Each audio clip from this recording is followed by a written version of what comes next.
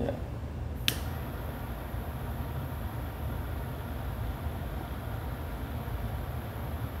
Perfect. Is that good? Should be good. My man. What's your podcast? The Coach HP Show.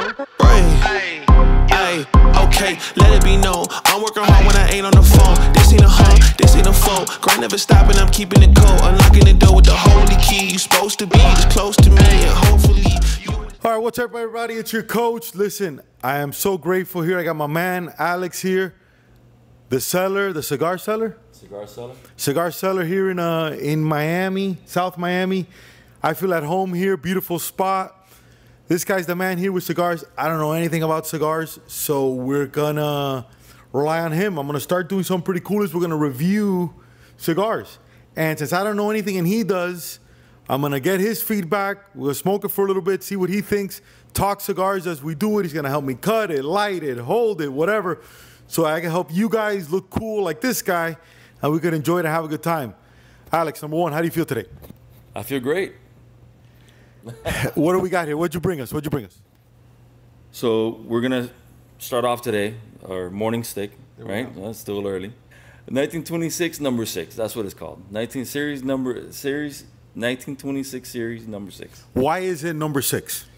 So Padron just they're weird about, not weird, but they were very distinct about their numbers. So a lot of the numbers, a lot of the 1964 lines, they gave them names like the exclusivos, just depending on the size. So that's a 5 1/4 by 50 cigar. They have the Diplo, and in the 1926 lines they gave it different numbers. The numbers could mean the birthdays of granddaughters and kids, or it could also mean their anniversary milestones that they hit with the company. So they have a number 48, they have a number 6. Each one is a different size. Each one is just distinct in its own. So, all right, let's see what else. What do you like about this? What's popular about this? So the Padron's very simple, right? But Padron, they when they produce a cigar, they give you 2 options for every cigar that they make. So the number 6 in this size comes in natural or maduro. So it's what's the difference between natural and maduro? Just the body of the cigar, just how much flavor there is in the wrapper, how much flavor there is when you draw, how strong the cigar might be depending on your palate. So some people might think that a cigar is stronger based on how much taste they get out of that wrapper. You know, I don't. I'd see it as, you know, part of the aging process. How much taste, I can differentiate between taste and also strength. What mistake do you see people make with cigars, bro? Oh, the first one is cutting them. Cutting a cigar is important.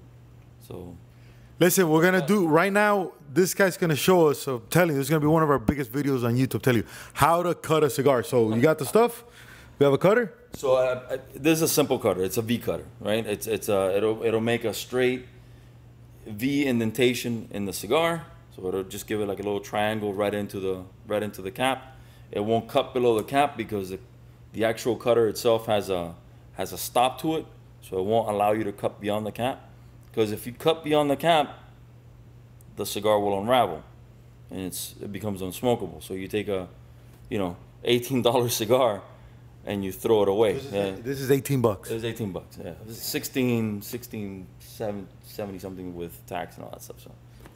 Is this considered a high-end one? Is it in the middle, low-end? Give me price points of what's entry, middle, high-end, an example. So here at Cigar Seller, we only have premium cigars. But that doesn't mean that they're expensive, all of them. It just depends on how much work there is into the cigar. The wrapper in this cigar is aged minimum 6 years. So a lot of work went into the aging of this cigar. It required a certain bale of that wrapper to be, you know, cooking under the sun or inside a bale for 6 years or put out to dry. You know, different processes went into the whole. So that makes this cigar a little bit more expensive. Now there are other cigars, like, you know, other lines of cigars that are like ready to smoke right out of the production line, which, you know, that gets picked, it gets rolled. There's no aging to it. that are much cheaper, you know, in the $8 to $10 range, 11, 12, you know, depending on, then again, how much work there went into the cigar. Dude, I used to smoke, first time, to me cigars are big because my grandfather used to grow cigars in Cuba, in Cabaiguan, in El Campo. And the first time I ever smoked a cigar was, I was living in Vegas, and Michael Jordan used to have a tournament called Shadow Creek, the Jordan Classic in Shadow Creek, which is beautiful. It looks like North Carolina in the middle of Las Vegas. Used to be Steve Wynn's old estate that he sold to MGM when he sold Bellagio, Mirage, all this stuff. And my boss, Tyler Shook, in the casino, is Jordan's boy. And I think he pretty much left the casino business to be with MJ. Bro, and my first time ever smoking a cigar and being in the round with him was with Michael Jordan. Wow. Right? And he smoked, and I remember I would just go to places, the Lagarios, Partagas. Oh, but well, that's a Cuban cigar. Yeah? Yeah, so I started smoking that. I go, that's what he's smoking? Now, how?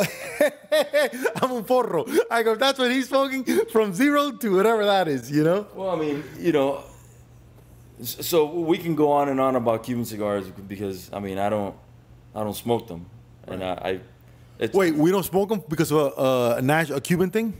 Right. Against the government? Right. Got it. I get it. I completely understand that. Yeah. Fuck, I fucked up. Sorry, bro. I didn't know. I thought it was like Cuban American owned, so I'm sorry about that. No. It's okay. It's okay. I mean, listen, I don't.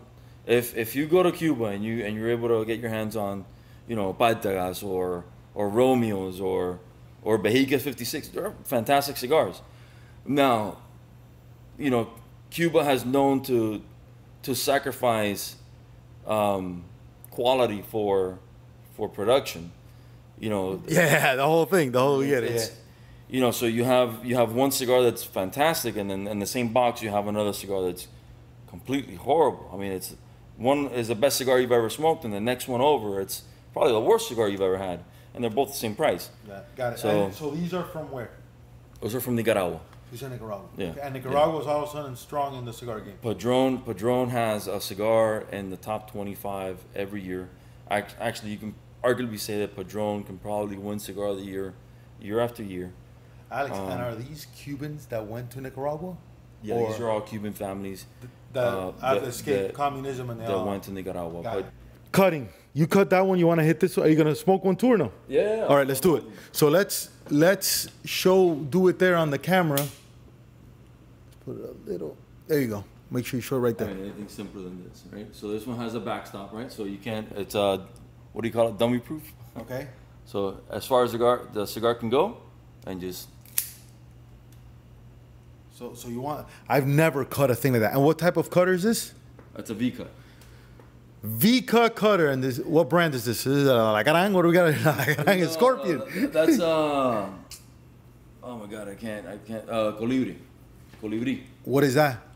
It's a brand. It's a brand. It's Colibri, yeah, Colibri brand, but I mean it's a brand. But it's a known brand that does this real good. Yeah. All right, you can get I mean V cutters anyway. How much does this one cost? That one might be $35-$40. Which is a good amount for I mean, it's heavy, feels good. Edge, yeah. I mean, it just slices through the cigar. Nice, bro. All right. So we cut it. Let me show the people. What is it called? A V cut? It's a V cut. So it allows you to basically drag a little bit more if you want to. If you open it on the wider side, or if the draw is too much, then you can go ahead and close it up. You know, so it gives you a little bit more control of the cigar. Nice, man. Nice. All right.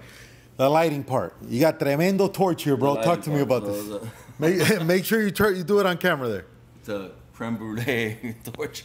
Okay. So basically, you just lightly toast the outside of the cigar first. Yes. So I don't know if you can see it. So basically, you just.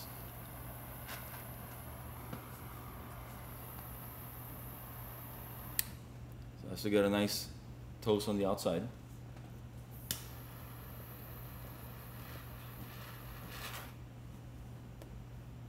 Should be lit.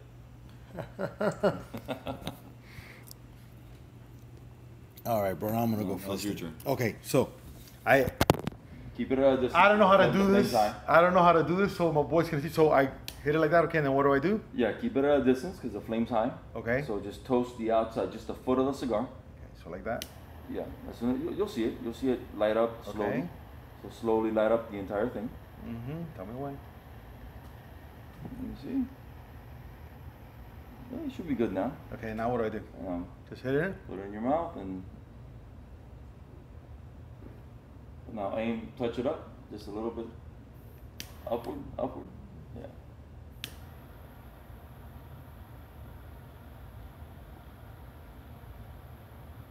Perfect. Is that good? Should be good. My man. Bro, how often do you smoke cigars, by the way? Every day. How many a day? 1 to 2. So is this early for you? Like you usually It wouldn't? is early. Yeah, this is kind of early for me, but it's okay. I mean, this is a nice mild cigar to smoke in the morning.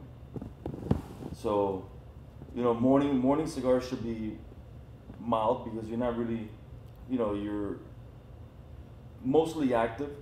Right. Like if you're gonna, you got. There's no stuff to do. eating. There's no, so you want something Right, chill. something mild. And this is a nice natural body. I mean, it's a delicious cigar. This cigar is just fantastic. So on the natural body, a lot of people like the natural body Padrones, and this is all they smoke, even evening, mornings. Fuck, I had this whole shit down. Damn. They got it, bro. I had it tucked in there, bro. Say that again, bro. So, okay, so you smoke what? 2 cigars a day, you said? 1 to 2. 1 to 2. Yeah, 1 to 2. And how do you space it? So you said this is usually early for you. What is it? It's 11. It's 11:30. It's 11:30. Lunchtime here. Close. Which 2 do you switch it up? Do you have your own that you do? I don't. So being a cigar shop owner, basically, you get a lot of sample cigars. So there's days that I sample cigars. There's days that I don't like to sample cigars, and I'll just smoke a cigar that I like. Which one? Which one that you like? That you? Oh my god! I mean, there's so many. There's nothing in that humidor that I probably wouldn't smoke. So We have to get that. But I like strong, bold cigars. So I generally do not smoke in the morning, just because I feel like if I have to smoke a mild cigar, I probably just won't enjoy it as much as a bold one. So. Now, what are the after effects of a cigar? Because they're like, is it supposed to mellow you out? Is it what are we talking about here? So when I started smoking because I have severe ADD, like most men, right? All of us. Okay. And it helped me study. Really? Yeah. It helped me study. That actually allowed me to focus on books and read and do my homework and. A cigar club. What do people do here? Obviously, other than smoke, they hang out. I see dominoes. I see TV, sports. A lot of business goes on here. Really? Yeah, a lot of attorneys. They bring their clients over. So basically, our peak hours 6-7 p.m. And people are coming straight out of work and they're coming over here just to unwind before they get home. It's a way to just release everything before you go home. I mean, you don't want to take your stress home. So I mean, most guys bring it here. They talk to me. They talk to each other. They get it out. You're the therapist. They smoke a cigar and they go home. They're good with their family. You stay dressed like that, or you change? No, I change. What do you wear? I have a cigar seller shirt. It's a smoking shirt. Oh, so what? It like retains the smoke or something, or just? No. It just actually repels it, so I don't stink as much when I leave. Oh shit! I didn't know that. So it's a smoking shirt, and I usually wear jeans or khakis. I like that look, bro. I like this chill, the chill vibe my man's got going on. So you smoke 7 days a week, and health-wise, right? As long as you don't inhale with these things, you're good. Is that what they say? Or? Listen, I think even the FDA came out with a report like a couple of years ago, or I don't know, like 3 or 4 years ago, that said that cigars don't generally impact your health unless you're smoking more than 2 a day. So most people that do smoke, that smoke cigars that I know of, they don't inhale. You create an ambiance. So it's it's mostly in your mouth. You don't get it past your throat. I mean, it's not as, I can't tell you it's a healthy habit, but right. It's not, It's not the worst habit. I mean, there are worse things. Of course. How am I everything doing, in bro? moderation. How am I doing, bro? Because I think I do too much, right? Listen, that cigar's burning even. That cigar's. So I'm doing good? You're doing Because you're not doing as much as I am. It's Maybe nice because and slow. since I'm a rookie and I want to go more pinta and just and you're like more chill. But let me tell you what I'm thinking about right now, right? I'm a super nostalgic dude, okay? I do this and I'm picturing Christmas vacation Noche Buena. Absolutely. What do you think about when You know, like, man, it just reminds me of, my grandfather smoking his pipe. It reminds me of, just brings me a lot of, just good times with friends and family. It just always releases my stress level. I mean, it brings it down to, it calms me down. It always has. And I think that's why I got into the business. I love it. So I love it, dude. I love it. Where can people find you, bro? Talk to me. we're right in the heart of actually South Miami, in downtown South Miami, but we're at the very edge of Coral Gables. So we're right next to Sunset Place, right behind Sports Grove. Perfect. What's the and Instagram is what? Cigar_seller. What didn't you know, Alex, that now you know about this business that you thought you knew? What surprised you? You're like, damn, I didn't know it was this. What? Honestly, Yeah. well, dealing with vendors was a different. Obviously, right? Because vendors always what? They're either late, they're slow, the prices. They're sometimes they don't understand the retail side, and No empathy. at all. So I have a small humidor, but it's a very selective humidor. There's certain brands that I cannot have just because the way the business is. So what does that mean? Like, cause they'll go bad. No, they're requirements to actually bring in certain cigars. Okay. The requirements for So for me to have, for a brand to say you have to have 15 facings in order to get these cigars, you have to weigh in the fact that you're gonna have to move those 15 facings, and now you're gonna have to give them room for those 15 facings, and every inch that I have that humidor means money. So also pressure to sell, pressure to move, stuff Right. like that. So- And it sucks. Nobody likes pressure. Nobody likes it. Nobody likes it. I get that, bro. So those are things that I had to learn about the business. Obviously, customer service is number one, right? Treating your customers right, but also not letting your customers get away with murder. Get away with murder.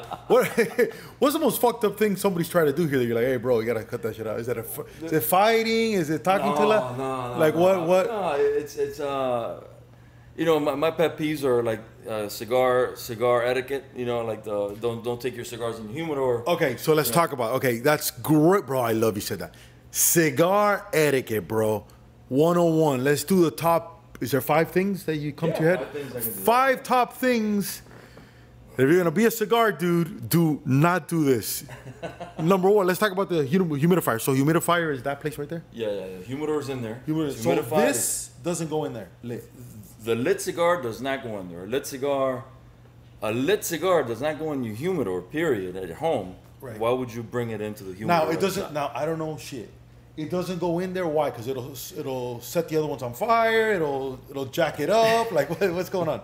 No, it's just an ambiance thing. You're ruining the environment inside the humidor. Okay, so rule number 1.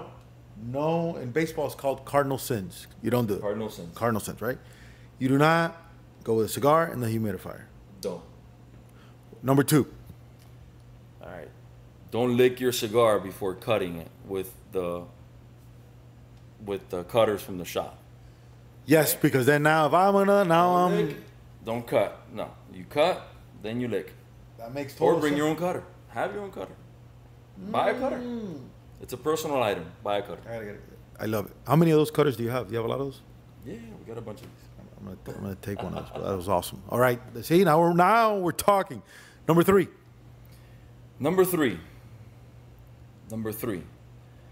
I guess number 3 would be, it's kind of iffy, right?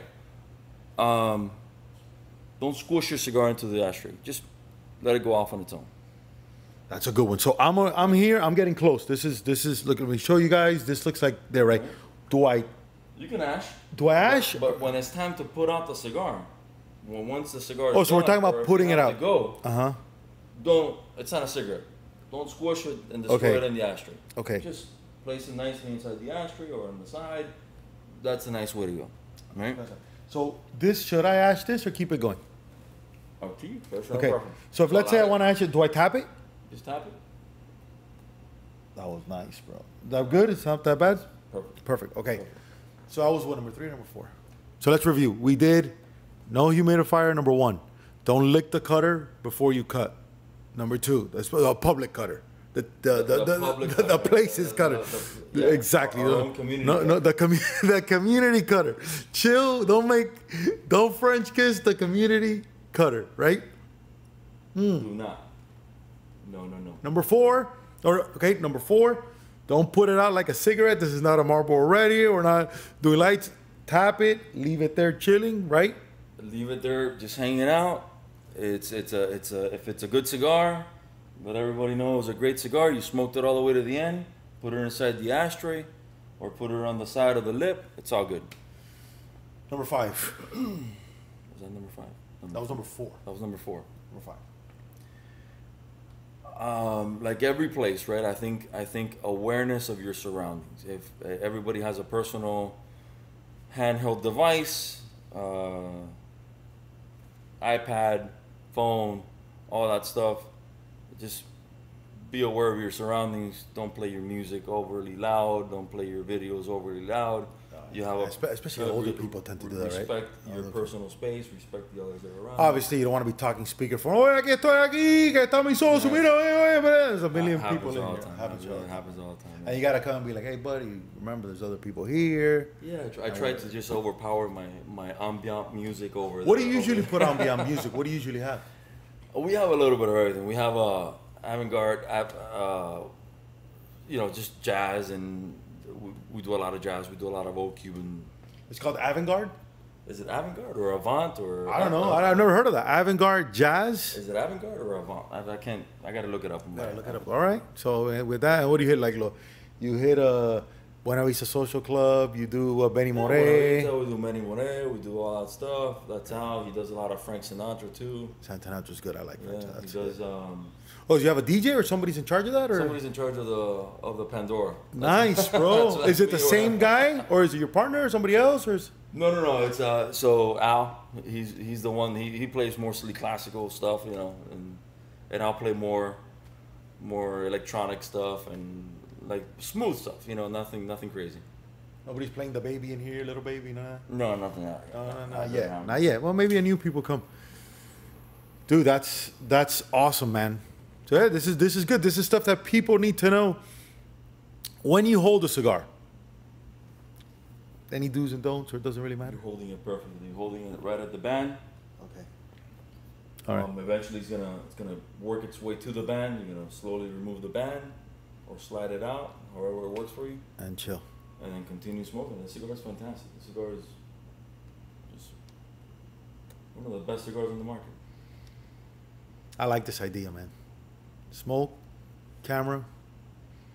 We're talking a little. This is it, man. What are you into hunting and all that too, or no? I like fishing. I used to go fishing a lot. Spear fishing mostly. So that's not like obviously bass. That's like ocean fishing, right? Like pesca, ocean, spear fishing. Yeah, back when I had a boat and no kids. Yeah, but that boating life, bro, the boat in Miami is a headache, huh? Unless you have like my buddy he picked up a 23-footer and trailering it was impossible, and then he just got rid of that, and he has a house over there in the Keys, so he keeps it right there. Let me tell you my boating experience one time, bro. So I've been on a boat. I've been in Miami I was born in Cuba, went to Spain for a little bit, came here. And I left in 2006, lived in Los Angeles for 6 years, then Vegas for 4. My girl's best friend, her husband, nice boat. Had at the time, I think now he had it on the dock. At the time, he had it at the house. I don't know boat etiquette. I don't know anything. We went out on the boat. awesome time. Beautiful. Some place here, I don't know where. The water was beautiful. But you know what I noticed, Alex? When we got done with the boat, we had to clean the boat. Right. And then I saw the 4 dudes clean the boat, and then the chicks go inside. I was like, what the fuck is it? I go, people, and these guys were so happy cleaning the boat. I go, you gotta be crazy. This is like the worst thing, washing the boat soap, and they were so happy. I go, I'm gonna check. I'm never doing this again. I can't. I'll pay somebody. This is like the war. I hate cleaning, bro. Now I know it's therapeutic for some people, and I'm sure it's. I did not like that, bro. Were you a fan of cleaning the boat too, or were you one of those guys? I wasn't a fan of cleaning the boat. I had a boat when I was 18 years old, all the way till I was almost 29, 28, 29. And yeah, I didn't enjoy cleaning the boat, putting gas in the boat. Yeah. Alex, when somebody blows in and out, right? What tactic do you use? Do you just go all in? Do you go with the flow? Is there like a? Do we go like this with the lips? What are we talking about here?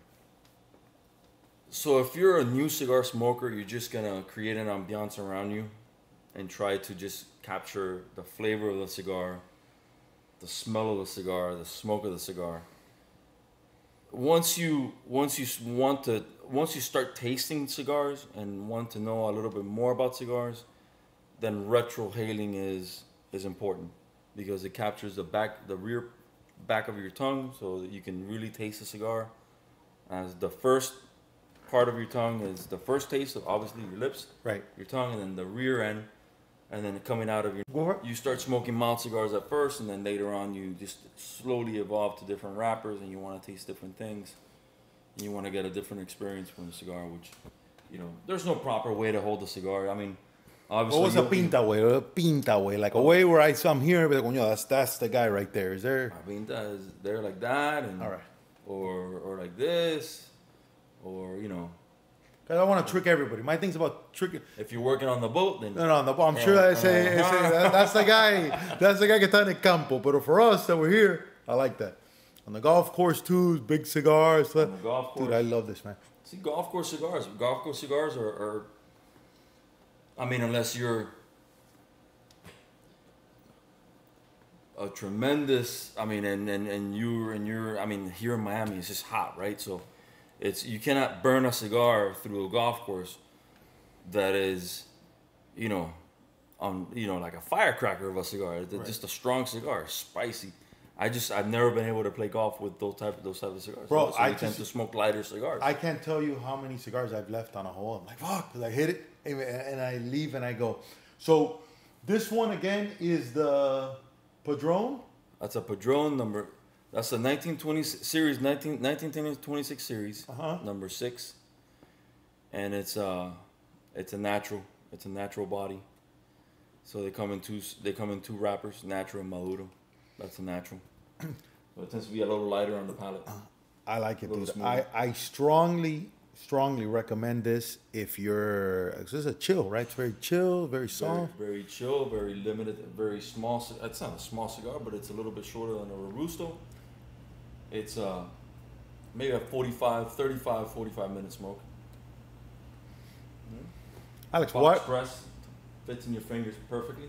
Mm-hmm. It's not round, it's box press. Alex, I notice I'm spitting here. That's a no-no, right? You gotta do this, right? I'm going like that. Like if I'm in the, I mentioned golf, and I'm starting to think baseball field. I'm in the field. I'm like everything.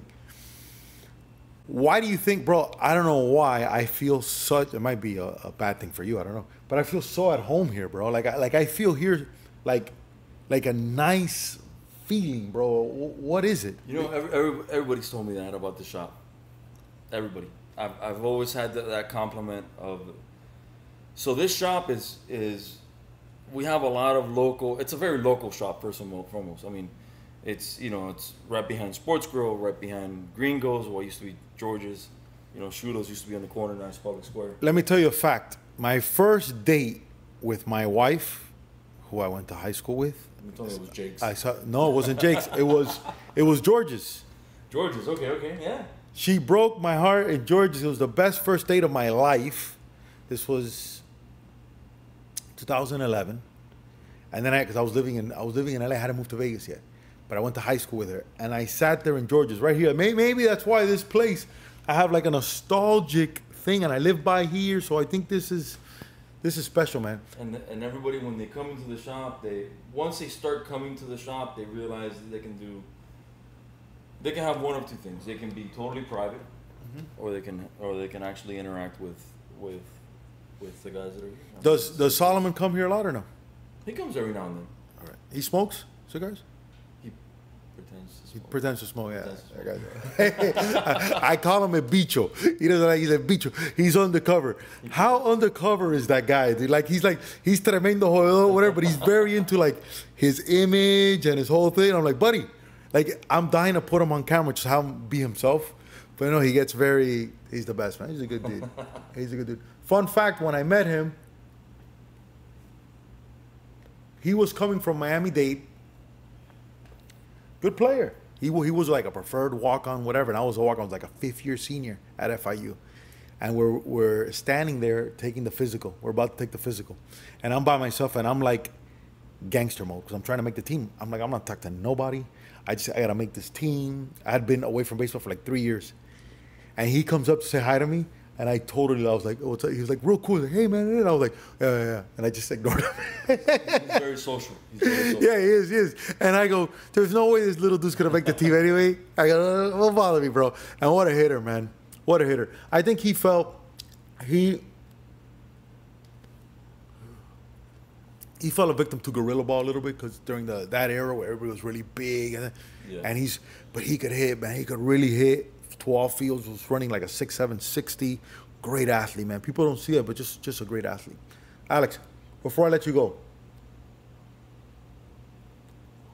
one question for me, man, that I could answer for you. We're gonna do this again Thursday, by the way. I want, obviously not as this long, because my whole hour of recording is this, which I love. One question for me that I could answer for you. Ask me. That comes to your head. Could be about anything. Could be about anything. How do you like the cigar? What do you smoke cigars often? No, I don't No? at all. In my brain, I do. In my brain, I do everything often, but I do never. So if not often, but so since you don't smoke cigars often, it's a natural body. How did it go? Bro, I feel great. I feel like a little tingly thing about me. Bit, all right, yeah, all right. I like this movement. There's always been some therapeutic thing about this. I did 2 years ago, was it 2 years? Yeah. My year-ending episode, my wife almost killed me. I lit up one of those Jordan cigars in the house, in the studio. Yeah. And she was pregnant with Cruz. And I had a great episode with Evan Hafer of Black Rifle Coffee. And dude, when I was done, this woman almost killed me. The cigar smoke and she's pregnant, everywhere in the house. And I was like, I'm like, baby, it's the last one of the year. I got to celebrate, but I like it, dude. I like it a lot. This isn't a beginner cigar. It's not, but it's a great cigar. It's a great cigar. It's smooth. All right, guys. For all intents and purposes. I'm going to let this guy go back to work. This guy's crushing it. Thank you for having me on, and we'll see you in the next one. Thank you. Boom. There it is.